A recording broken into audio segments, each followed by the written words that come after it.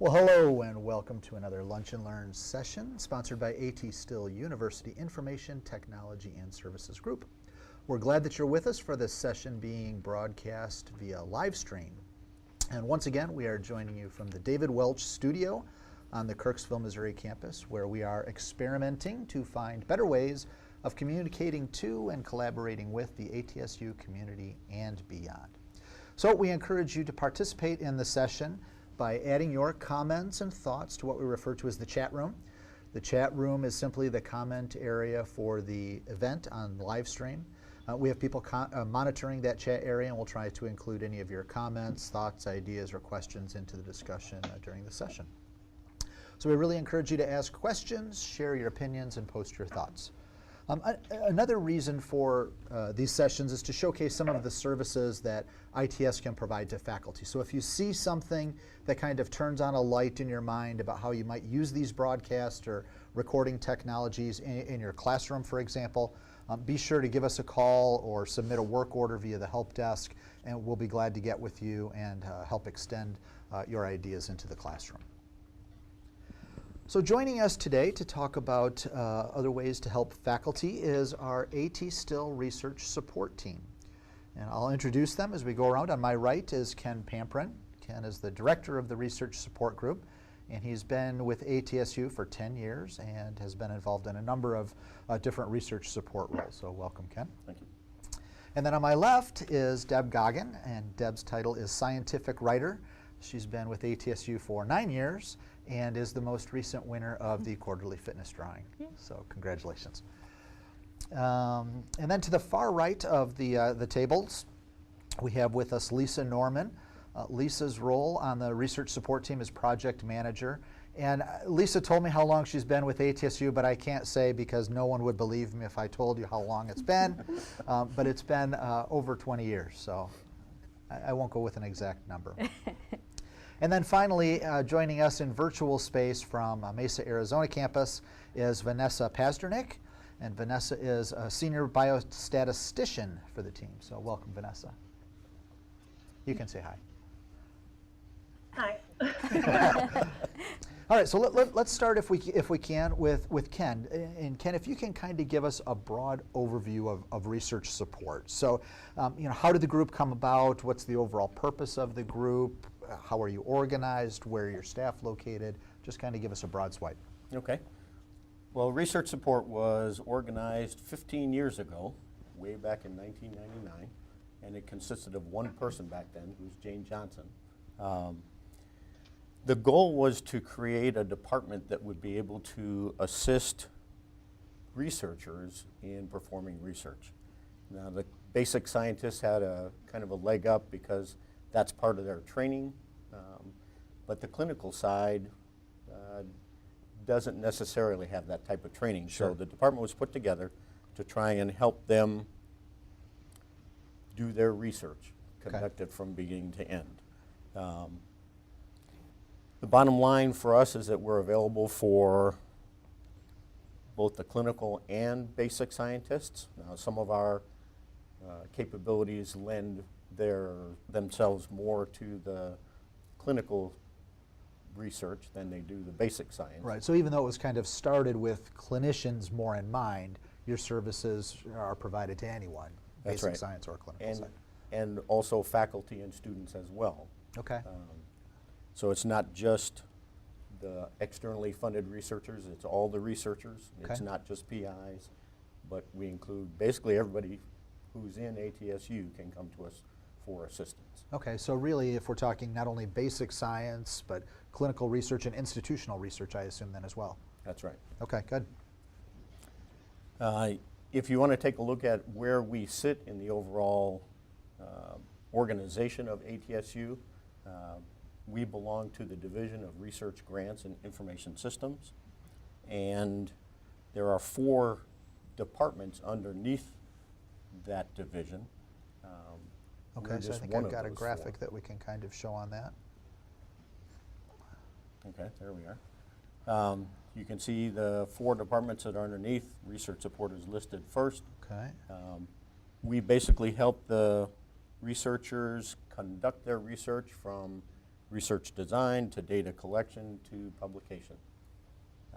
You'll see ATSU Research Institute underneath us on the graphic, and that's headed by Dr. Bryan Degenhart, and they have 4 different centers that follow very specific lines of research. Under that, you'll see sponsored programs, and they're kind of the lead element in all this because they're the ones that are responsible for assisting the researchers in coming up with their proposals, putting them in the right format, and getting money so that the research can be accomplished. Okay. They also have a post-grant award function as well, but their big thing is the upfront. So I assume you guys work pretty closely with them as well as the PIs just to determine what all of the logistics are of a particular project. Right. We form a team at the beginning of every project so that everybody knows what's going on, who's doing what, and we divvy up those tasks accordingly. Sure. And then the 4th one is information and technology services. Even though not directly involved in research per se, they're here to help us get the word out, just like we're doing today in this event, so that everyone knows what's available to them to do research here at ATSU. Good.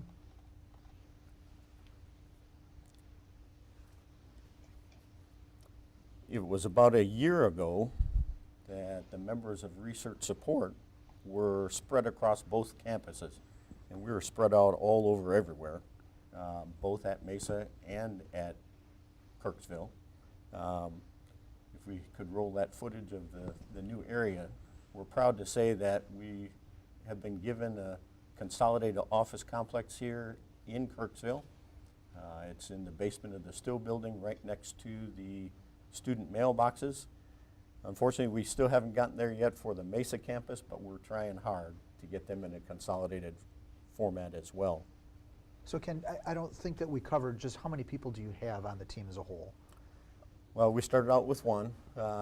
In the last 15 years, we've grown to 11 full-time people and 2 part-time people. Okay, and what's kind of the split between the Missouri campus and the Arizona campus? Okay, if we could have the graphic there. We've got 4 people down at the Mesa campus, which include Dr. Allison Vallier, who's the Assistant Director for Research Support, and she's also a faculty member for AT, the Athletic Trainers. Okay. We've got a brand new postdoc fellow whose name is Andrea Lopez, and we'd like to welcome her to the team. She's been here since August. Eileen Molson is our one and only research coordinator down at Mesa, and she does all the research coordinator work there. And Vanessa Pazdernik is the senior biostatistician over the last week.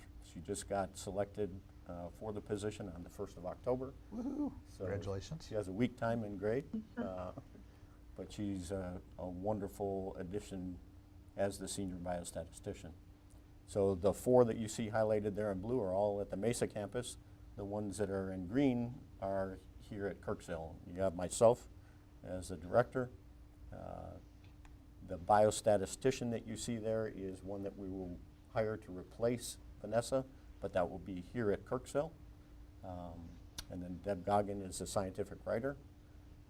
And Lisa Norman's the project manager. And we have 3 different research coordinators here at the Kirksville campus. Emily Webb is one of those, and she just had her first baby yesterday. So we have a new member of Research Support. She's probably not watching, yeah. I wouldn't think so. Steve Webb is our instrumentation specialist as well as a research coordinator. And Brianna Bellinger is a research coordinator for us as well. She handles a lot of the orthopedic studies that we'll talk about today. All right, And then finally, at the bottom of the graphic, we've got 2 part-time folks. Natalie Schertz, who is actually in Columbia, Missouri, where her husband is a resident, and then Xinying Yang, who, and both of them were full-time before, have moved away for one reason or another, but we kind of latched on to them to help us finish up some projects. I mean, that's the beauty of technology, is really your people, especially for the type of work that you guys do, can really be anywhere. Right. Yeah, that's great. And that helps us a great deal. One of the things that we are very proud of is last week we launched our website. Oh yeah, good.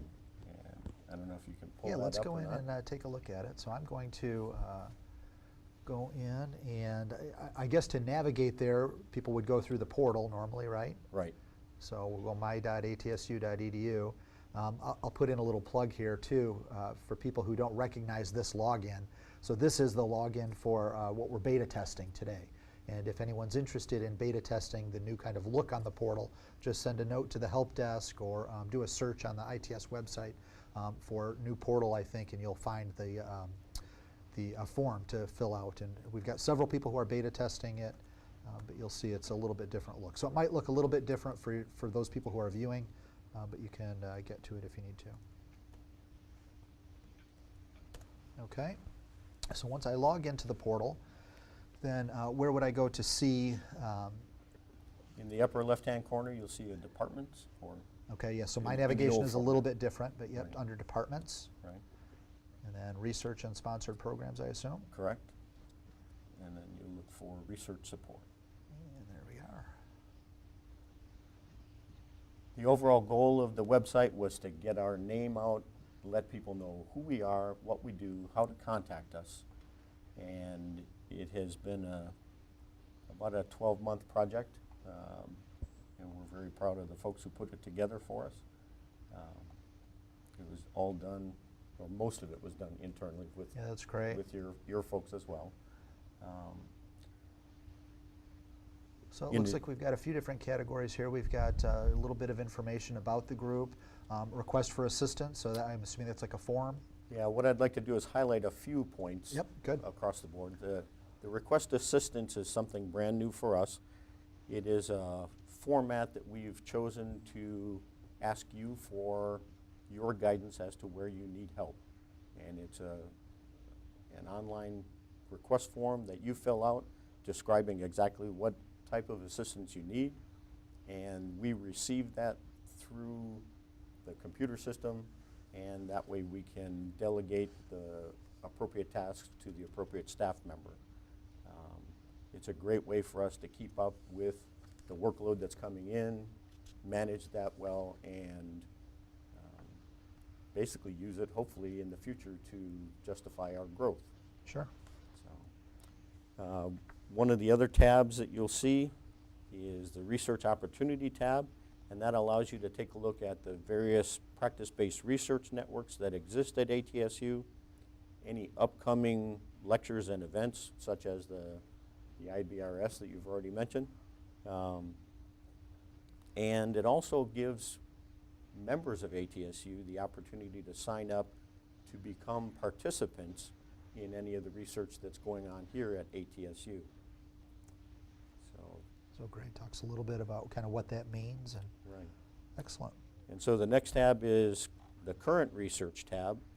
And for any researcher here at ATSU, that allows you to enter that part of the site and create your own biography and describe your own line of research in case you want to get your line of research out to others across both campuses and even further. It also has the quarterly research newsletter that Deb produces. She'll talk about that in a little while. So that's a place to go if you're interested in what's going on in the research world here at ATSU. Oh, nice. Yeah, I can download old previous versions. Right. Good.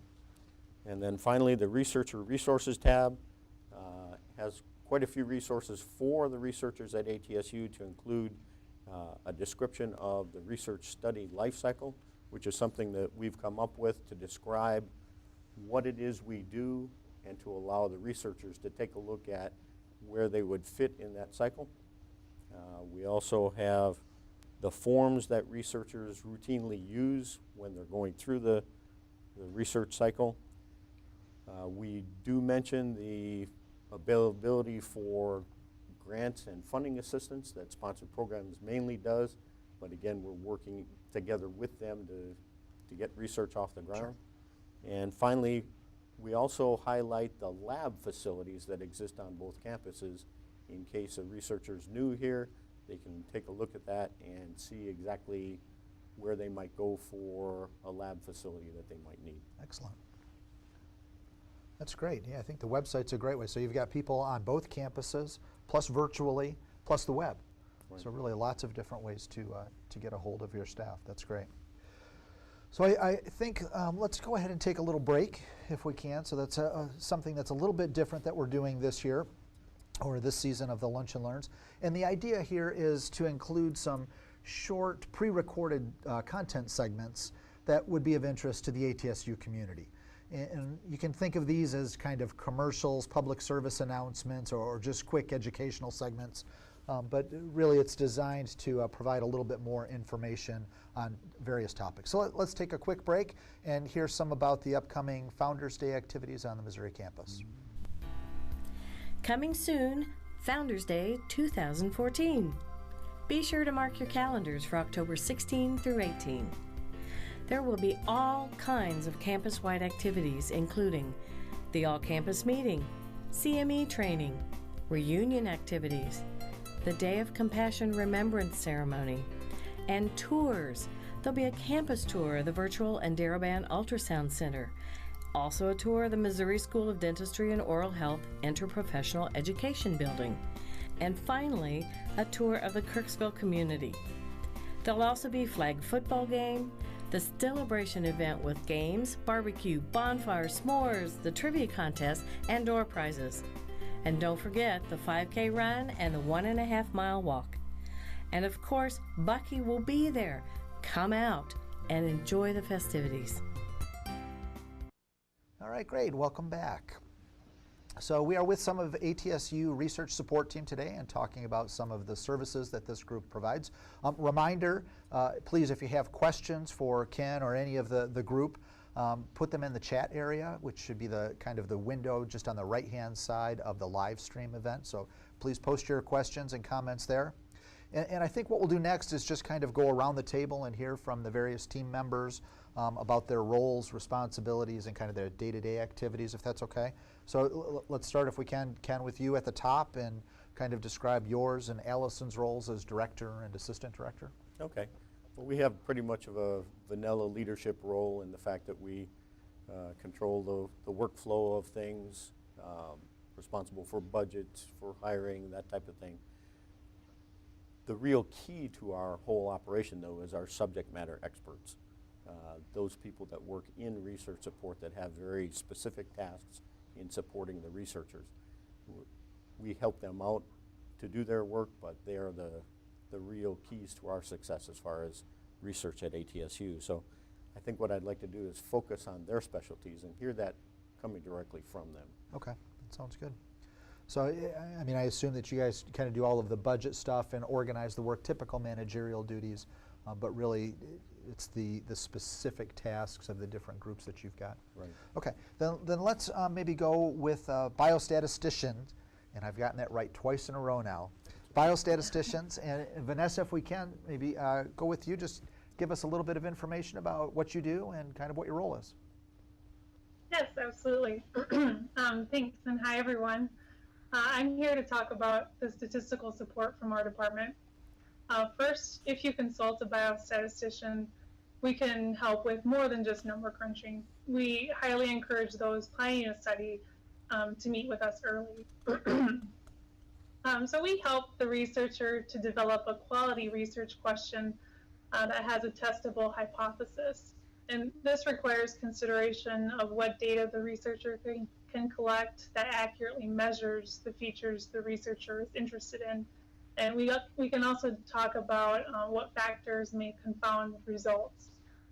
During this time, we begin to create a statistical representation of the study and use this to provide sample size and power estimates, which are very important to the study.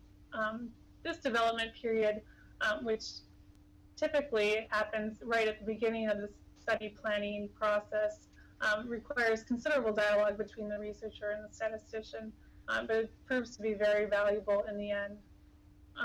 Further into the study, we can assist with part of the data management. This can include the randomization procedures or working with the research coordinator to develop a database or survey software to capture data. This also includes including quality controls, which we define and implement in the data collection process. After the data collection, we can help with the exploratory and inferential statistical analyses. The analyses performed should be established prior to this stage, but initial results may lead to additional questions, which lead to post hoc analyses. This is another time where we tend to have much discussion with the researcher. Finally, we work with the scientific writer to disseminate the study results in manuscripts, abstracts, and presentations. And this typically involves careful write-up of the methods and results and creating appropriate graphical displays. I hope this clarifies how we as biostatisticians can help not only with the data analysis, but also in consultation throughout the entire research life cycle. For those who are more familiar in statistical methods, we can certainly provide technical assistance with some of the statistical software programs that we have available on our university. Good. I think we'll talk about those in a little bit too, right? Good. Yeah, right, so it sounds to me like the important thing that I hear from statisticians all the time is ask me early in the process, right? I think a lot of times people will collect the data and come late in the process, and at least the statistics people that I've talked to say late in the process is better than not at all, but certainly if you get more input up front, you're better off. Yes, all right, great. Exactly. Thanks, Vanessa. Appreciate it. All right, next let's shift to Lisa, and Lisa's role is project manager. And Lisa, if you can tell us a little bit about kind of what your role is as project manager. Okay, certainly. As project manager, I work closely also with research coordinators. They do a lot of the same type of work. The project manager, however, focuses more on multi-center or multi-site types of studies. We help with the compliance of the study protocols. We help with the form development. We work with the statisticians during that time to make sure that forms are developed properly so that the statisticians can get the data that they need. We also do an auditing process throughout the entire study to make sure data is coming in correctly, to make sure all the sites are gathering data correctly, that the forms are being filled out right, and that type of thing. And is that auditing for our own internal purposes or for the restrictions of the grant or the funding agency? Both. We need to make sure that the data comes in correctly for us to, report the data correctly, but we also need to make sure the forms are filled out to the protocol of the study. Got it. The audit process is for both purposes. Okay, good. So we also recruit the sites and the participants at those sites. We do site and research coordinator training as well. Sometimes there's a lot of training involved as different sites have various research coordinators. So they'll need to be trained sometimes multiple times if there's a switch in coordinators and that type of thing. And is most of that just online? Is it through documentation? I mean, will you go out there to the site if necessary? If necessary, we will go to the site. A lot of it is done online now with video technology. Sure. We're able to do a lot of things now that we didn't used to be able to do without going on site, but it makes things a lot easier now. Sure.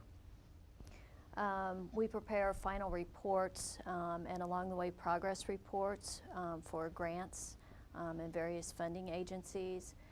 We also manage annual conferences or presentations that have to be done throughout the year for those studies. We assist researchers and principals investigators throughout the study. We also do correspondence with the Institutional Review Board. Obviously there's one on our Kirksville campus and one on Arizona as well. Okay. And if there are projects that kind of cover both campuses or beyond, then you'll coordinate with both of the IRBs? Exactly. Okay. We also coordinate with IRBs of other institutions as well, as we were talking about those multi-site studies. Sometimes we have to get IRB approval through those sites as well. So that coordination is done on this end as well. Good. Obviously, we work with data collection. We work with participants in informed consent. We also do some budget management, taking care of, paying out participants and things like that. So we're doing some budget as well as KIN and Allison, and then we also do some manuscript assistance as well. So we run through pretty much the whole gamut of the study. That's great. And between yourself as the project manager and the research coordinators, how many research coordinators were there? 4? We've got 3 full-timers and 2, well, actually 4 full-timers because we got 1 at Mesa, 3 here, and then 2 part-timers. That's great. Great. Thanks, Lisa. Appreciate it. Okay, so let's, this is probably another good point to remind people of questions. I saw we had a couple questions in the chat, or at least one, so we'll get to those after the break. But we're going to go to another break here quick, and this one will focus on the upcoming Research Symposium. Don't miss the 6th Annual Interdisciplinary Biomedical Research Symposium, which encourages original inquiry and showcases meaningful scholarly research. The annual symposium is scheduled for Saturday, November 1st, 2014 on the Kirksville campus. Students, residents, faculty, and regional researchers will present their current biomedical research. The symposium provides a foundation for promoting collaborative biomedical research with the Still Research Institute. Oral research presentations begin at 8 a.m. and last until 10 a.m. in the McCrite classroom. Exciting projects from multiple disciplines will be discussed, supporting the creation and dissemination of knowledge. The symposium's keynote address will be on autonomic nervous system translation research and its impact on clinical care. The keynote presentation starts at 10:15 in McCrite classroom. After the presentation, symposium poster presentations on cutting-edge research topics will take place in the Connell Information Technology Center from 12:45 to 2:45. The day closes with an awards presentation immediately following the poster presentation event. Consult the official schedule for exact times and locations. And don't miss the 6th Annual Interdisciplinary Biomedical Research Symposium, scheduled for Saturday, November 1st, 2014 on the Kirksville campus. Don't miss it. Excellent. Well, welcome back. And let's continue our discussion with research support, going around the table. And next we're going to go to my left to Deb Goggin, scientific writer. And so Deb, if you would, just tell us a little bit about some of the things you're involved with and some of the writing you do. Okay. Well, the primary purpose of my job is to improve the publication record of researchers at ATSU. That's why I was hired. So I predominantly review manuscripts for publication. So any researcher that wants to submit a journal article, they can send the draft of their manuscript to me. They can usually they tell me what journal they want to submit it to, and then I will review the manuscript for content, and then I check and make sure that it fits the requirements of the journal so that they can submit that and have a better chance of having it. So not just writing, but really editing as well. Yes, I would consider myself a manuscript editor more than anything else. But yeah, so they can ask me for different levels of a review with the manuscript or assistant request form on the new research support site. They can ask for a heavy review or a light review. A light review would just be grammar, mechanics, style kinds of things. Heavy review is more content, and also is it in the right format, are the references in the right format. I think that's great to break it down by that, because sometimes someone says, hey, can you take a look at this, but you don't really know what they're asking. Are they really wanting you to rewrite the whole thing or just make some grammar corrections, or do they just want you to say, oh, it looks good, and pass it back? Right, and so usually I develop a relationship with the different faculty members that I work with frequently, and I know some like heavier editing and some like less heavy editing, and it just depends on what they want, and I try to ask them. And again, I consider myself a representative of the author, so I try to retain their language as much as possible. Okay. I don't rewrite it. That's for the journals to do Good. if they want. Good. Also, I work closely with the biostatistician as we do manuscripts to make sure that the results are presented in the best way that they can be. She's obviously the content expert for the statistical analyses, and she knows how to present the data in the best way to make it understandable. So I work very closely with her. Good.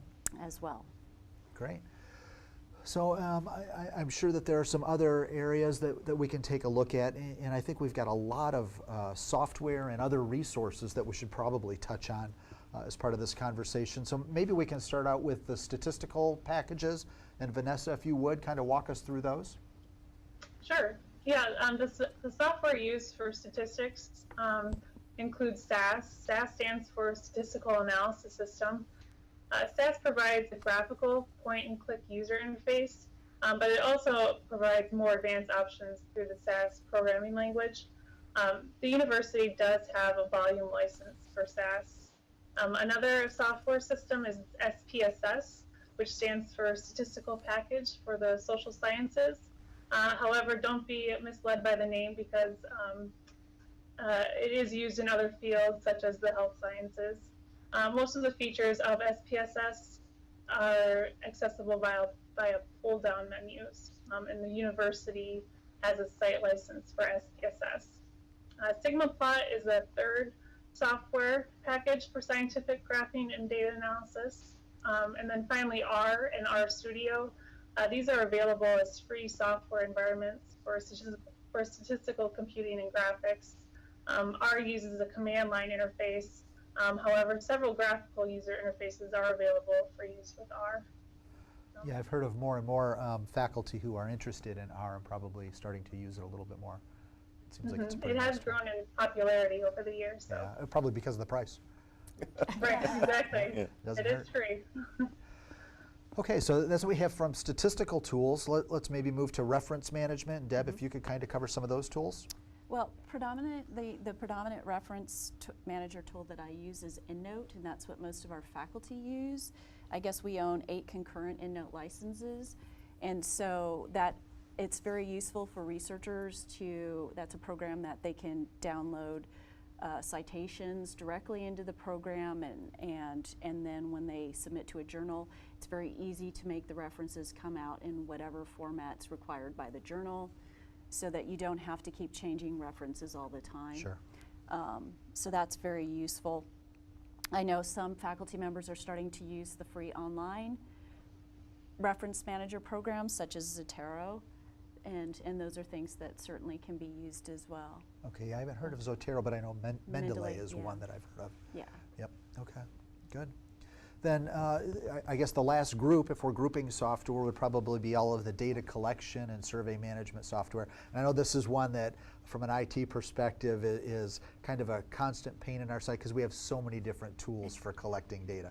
But maybe if you could, Lisa, just talk us through some of the ones that you guys use most frequently. Okay, perfect. The ones that we use most often are RedCap and SurveyMonkey, specifically for surveys and data collection. SurveyMonkey is more, obviously by the name implies, more survey related. I thought you were going to say more monkey related. And RedCap, that's a personal opinion. And RedCap is more geared towards surveys, but it also is a very good electronic data capture system as well.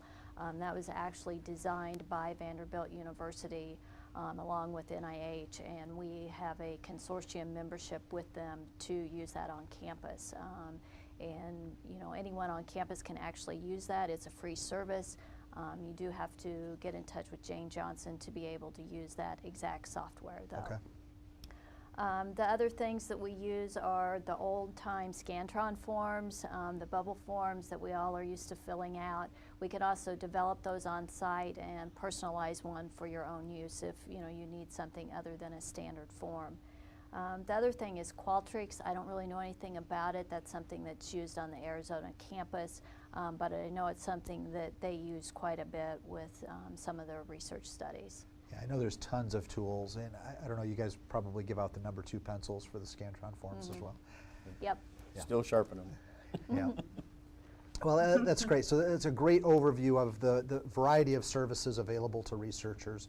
I think it's fantastic that we've got that number of tools for the researchers. So let's take another quick break. When we return, we'll go through some examples of the types of research projects that the team is involved in. And then coming up a little bit later, we have a special Break to Educate segment, and we'll provide some information on internet browsers and recommendations for which browser you should use with various ATSU services. So I think that'll be good. But first, let's hear a little bit about Cybersecurity Month. National Cybersecurity Awareness Month is here. For more than 10 years, the United States has recognized October as a month to reflect on the importance of cybersecurity and to engage the country about the importance of taking steps to be safe online. Since its inception in 2004, NCSAM has been formally recognized by the President, Congress, federal, state, and local governments, and leaders from industry and academia. ATSU shows its support as an NCSAM champion and by providing security information by various means throughout the month of October. First and foremost, it's vital that you, the user, make good choices in what websites to go to and what links to click. Antivirus programs should be the last line of defense, not the first. Great. So we've heard about some of the services that Research Support provides. And I always really like hearing about the different projects because I'm always amazed at the variety of projects that we're involved in and just kind of the impact of projects that we've got. So Ken, if you would kind of tell us a little bit about some of the projects you guys are involved in and what we've got on the docket. Okay. I'd first like to start with a disclaimer. This is not by any means a comprehensive list of all the things that we're doing. So if I don't mention your project, please don't shoot me. But I just want to give you a highlight of the fact that we support all 6 schools throughout ATSU. We support lots of different researchers in many, many different venues. So what I'll do is start out, not in any particular order, but just highlight some of the things that we're doing. First of all, there's an OMM practice-based research network that is led by the ATSU Research Institute. That's one of the things that Lisa is the project manager for, and it involves, it's over 100 physicians now. 17 sites. 17 different sites, Wow. so it's a huge one. Dr. Marbury up in the orthopedic section does a study called the de novo knee study, where they actually insert tissue into people's knees in order to help them heal quicker.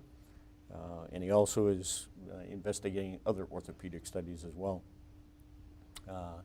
There is an elective that we're associated with now that the OMM department here at KCOM is leading.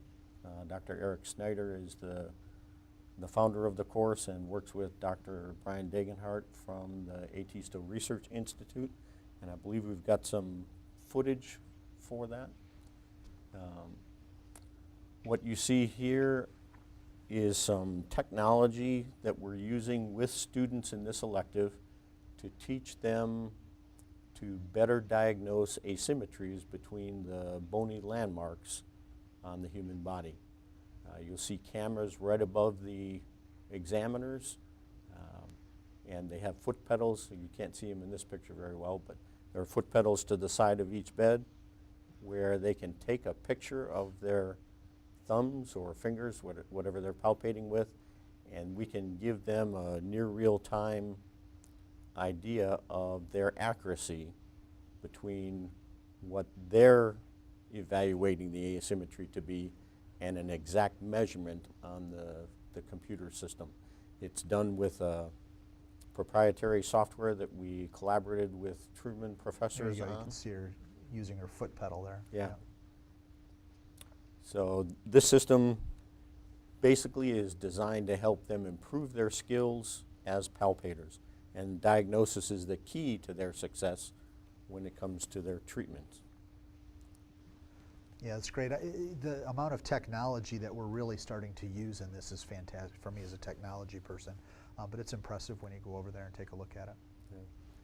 Yeah. Another part of the course, I think we've got some footage from this one as well, includes work with pressure pads and 3D sensors. And you can see the pressure pads on the table here. This is an instruction video that we made for the students to prepare them for the course. Those pressure pads I'm holding there are pads that will describe the amount of pressure. You can see the computer monitors in the back where Steve Webb is sitting that will quantify how much pressure they're using. And then there's also a 3D camera system in the room that we can use infrared markers with that tell them the displacement of their palpations as well. Yeah, it's impressive. So,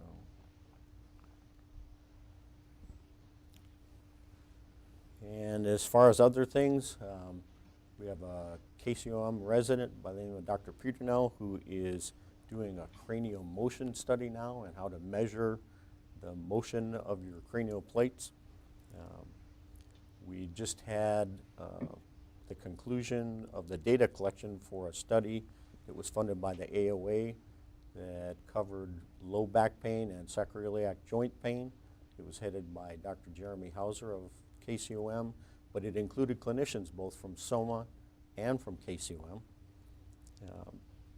Dr. Karen Snyder, one of the folks here at KCOM, has also done a recent nursing home study.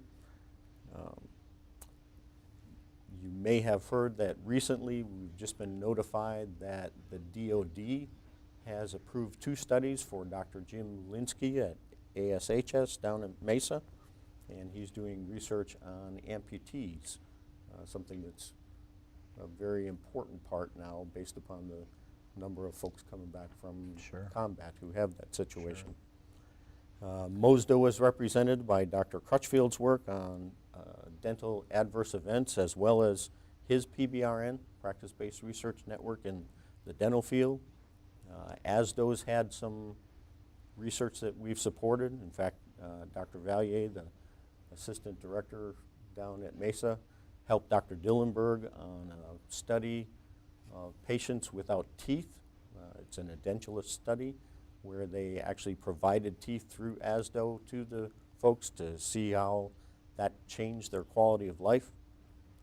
Again, at KCOM, we have Dr. Kondrashov and Dr. Kondrashova, who are doing research on ultrasound training and medical education. At the College of Graduate Health Studies, Dr. Gold has been doing some work on HPV vaccinations and oral cancer. We've also got an athletic training practice-based research network down at ASHS. And AACOM has funded a study by Dr. Lewis at SOMA to evaluate the use of mobile technology for teaching best practices in clinical medicine. Most people have heard the term MOPSI before, but that was something that was supported by Research Support. It's a multi-center osteopathic pneumonia study in the elderly, done back in the 2004 to 2007 time frame. I remember the project well. Yeah. And finally, there's a concussion study, or a series of studies that are being done down at Mesa by Dr. McLeod. And so that's just a smattering of all the research that's being done and some of the things that we're supporting as research support. And as far as we're concerned, we are the university's investment in people doing research at AT still. Yeah, that's great. Even the examples that we choose tend to have more of a clinical sense to them, but the basic science research that's going on, and I think increasingly I'm hoping that we'll see more of the institutional research kind of get involved in some of these projects too. Yeah. All right, let's do one last check in for questions. I know that we had one that I missed a little bit earlier, and I'll throw it to Deb. The question was about the newsletter, and will the newsletter still be available on the public website, even though it's now on the new portal site? Right, yeah. The research newsletter is available through iConnect. There's a link where they have all the different newsletters that the university puts out, and you can go to a link there. Okay, great. So we still have that available. So go to the iConnect to find the latest and greatest copy. Yeah. All right, I love talking to all of the people in research because, like I said, it amazes me how many different things ATSU is involved in, kind of the potential impact we have around the world in the various things. So thank you guys very much for sharing all this information with us. Really appreciate it. What we're going to do is go to next. We're going to take a look at what we call our break to educate. And the Break to Educate session that we're doing today is on internet browsers. And we're kind of capsulizing it as recorded content, but we really want comments and feedback on it as well. So please put your comments in the chat area so that we know how helpful these are, and we'll try and get more of these segments in the future to kind of give people little helpful hints and ideas related to technology or other things that other people want to promote. So let's go into the Break to Educate.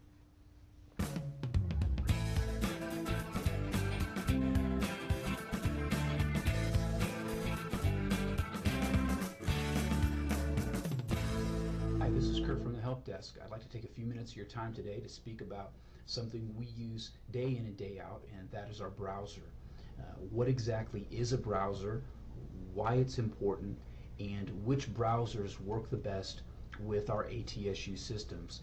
As you know, there are many browsers on the market. There is Internet Explorer, Mozilla Firefox, Google makes Chrome, and Apple makes a browser named Safari.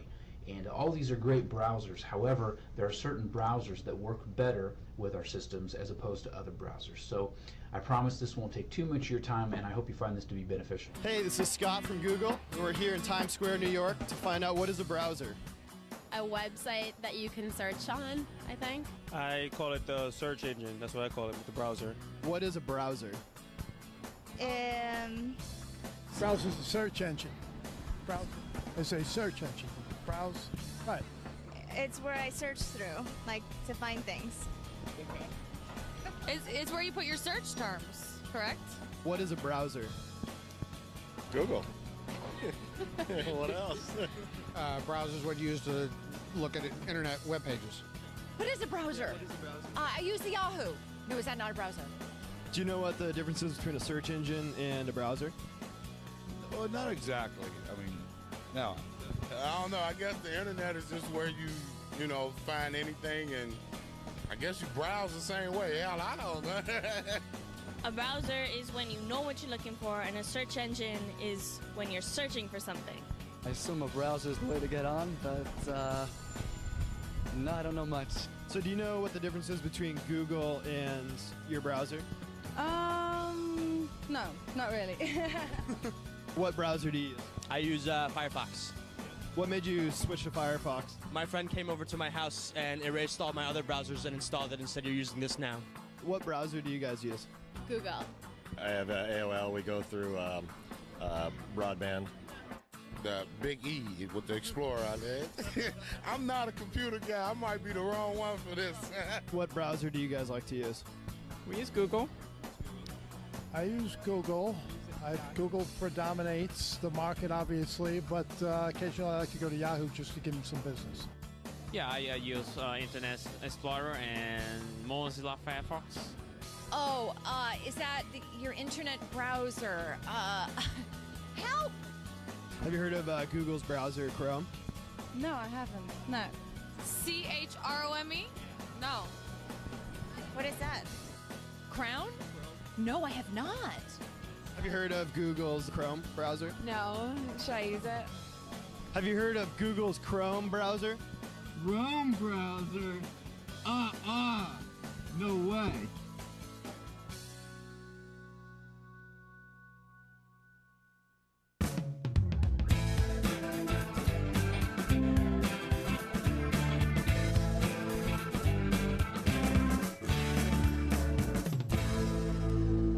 The most important program on your computer is your web browser, and yet most people aren't sure which web browser they're using or what a web browser even is. Let me try to explain by first telling you what a web browser is not. A web browser is different from Windows or Mac, which are systems that allow you to manage files and programs. And it's different from a search engine, which is a website that is used to search the internet. Instead, a web browser is a program on your computer that allows you to visit websites. You get to your web browser by clicking on its icon. From there, you enter web addresses, and the web browser displays the web pages for you.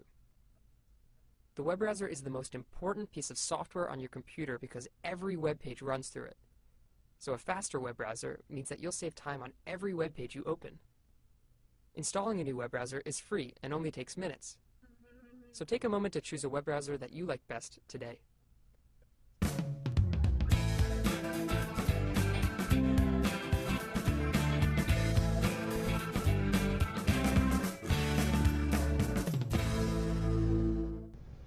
Okay, so we've seen several potential answers as to what a browser is and what a browser is not. And I'd just like to speak a little bit about what browsers work the best with particular ATSU systems. As you can see right now, I have Internet Explorer open. You can look in the upper left-hand corner and see the blue E, and this is probably the browser most people use. And it's a good browser. However, there are other browsers that work better with ATSU systems. This is actually Google Chrome, and you can tell it's laid out a little bit differently. And one other browser here is Mozilla Firefox. Now, to begin with, when it comes to ATSU Gmail, we found that Google Chrome is far and away the best browser to use with your ATSU Gmail. So, when it comes to Gmail, just log into mail.atsu.edu, log in, and as you can see, it loads fairly quickly. I'm going to log in to the same website with Internet Explorer, and there it came. So as you can see, there is quite a bit of difference in speed when it comes to the Gmail system, and far and away Google Chrome is the best. Now, if you wish to get Google Chrome installed on your computer, real simple. Go to Google and do a quick search for Google Chrome. And the first link will show you how to download and install it. I'm going to go ahead and close out of this, close all my tabs. I'm going to go ahead and open up Firefox. Now, Firefox also works well with the ATSU Gmail system. Google Chrome, Mozilla Firefox, either one of those are really going to work pretty well for you. When it comes to WebCT or Blackboard, we found that Mozilla Firefox does work the best with Blackboard. So you'll need to have the latest version of Java installed. And again, easiest way to do that is just go to google.com, type in Java, and make sure that you have the latest version of Java installed. Just click on the free Java download. Now, when it comes to Great Plains, it requires that you use Internet Explorer, and that's just one of Microsoft's things. Since you're accessing a Microsoft system, they require that you use Internet Explorer to do that. So as you can see, you can have multiple browsers loaded on your computer system, and I like to keep mine down in the system tray where, depending on which system I'm using, I can launch the browser that I wish to use. So I have Google Chrome, Mozilla Firefox, and Internet Explorer. I'm using Google Chrome. So again, in review, ATSU Gmail, use Google Chrome or Mozilla Firefox. Blackboard, WebCT, use Mozilla Firefox. Internet Explorer, use it to access your Great Plains data or your paycheck data. So anyway, I hope you found this beneficial, and hopefully this clears up some any questions anyone may have. So again, if you have any questions, please call the help desk, and we'll be more than happy to help you out. Have a good day. All right, great. So that gives you an idea kind of the thing that we're thinking about with some of these Break to Educate segments. We really ask if you guys have ideas on things that you'd like to see, let us know, and we'll try to put some of those concepts together and get them a little bit more up to date. That one was a little bit out of date with people not knowing what Chrome was and whatnot. But I think the concept is pretty solid, so we'll keep trying to put those little segments together for the Break to Educate and incorporate them in here. So I want to just thank everyone again. Any last, I'll take a quick look, any last minute questions that anyone has? Looks like we've got a question on Great Plains, and Jane, I'm going to delay that question for another session because we're going to talk about some of the other tools that we use. But yes, indeed, we do still use Great Plains. A nice comment there about how unusual it is for an institution to provide the kind of research support that we do. So I think that's something important to say. So thank you guys for what you do. Any last thoughts from any of you? Vanessa, anything from Arizona? Nope, we're all good. All right, great. Thank you guys so much. We really appreciate it. Thanks to the audience for joining us today, and thanks to all of the people behind the scenes who made this work. It's a little bit more complicated to make this kind of live situation work than it was last year with the Google Hangouts, but we're going to keep working on it, and hopefully the content will improve and kind of be more engaging to people, and then hopefully it's something that you guys can use as a department too afterward. So our next Lunch and Learn will be on Tuesday, October 21st at noon Missouri time. The topic will be classroom tools, support, and self-paced training. So it should be a good session. Be sure to share your comments on the live stream, and we'll also be posting a version of this to YouTube, our YouTube channel, and let us know there kind of what other topics you'd like to hear about. Other than that, have a good rest of the day, and hopefully we'll see you next time.